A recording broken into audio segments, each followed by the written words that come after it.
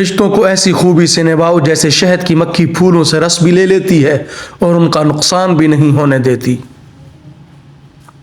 کھانا ٹھنڈا کر کے کھاؤ، اس لیے کہ گرم کھانے سے برکت اور وسعت رزق ختم ہو جاتی ہے۔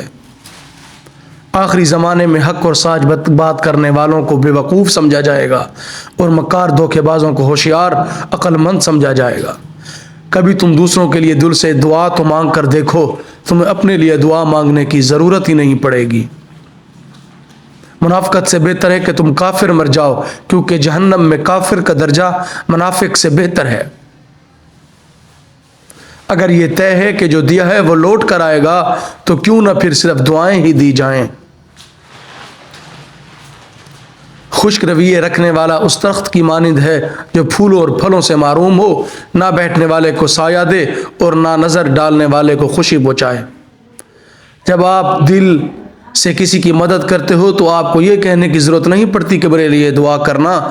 یقین کریں اس وقت جو دعا اس کے دل سے نکلے گی وہ کبھی رد نہیں ہوگی۔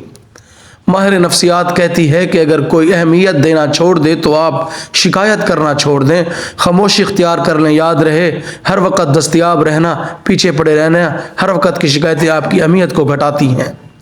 لوہا کبھی خراب نہیں ہوتا، وہ ہمیشہ اپنے ہی زنگ سے برباد ہوتا ہے۔ اسی طرح انسان کو کوئی برباد نہیں کر سکتا، اس کی سوچ اور دوسروں سے امیدیں ہی اسے برباد کرتی ہیں۔ کسی کی بیٹی کی زندگی خراب کرنا ایک قرض ہے جو ایک نہ ایک دن آپ کی بیٹی کو اپنی زندگی سے ادا کرنا پڑتا ہے۔